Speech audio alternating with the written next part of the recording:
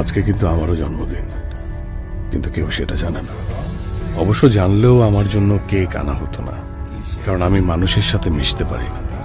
আমার এই মিশতে না পারার অক্ষমতাকে মানুষ মুড, অহংকার এরকম বিভিন্ন বিশেষণে বিশেষিত করে।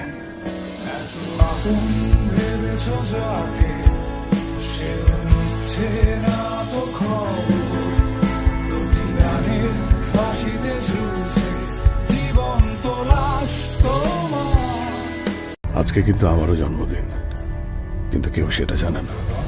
অবশ্য জানলেও আমার জন্য কেক আনা হতো না, কারণ আমি মানুষের সাথে মিশতে পারি না।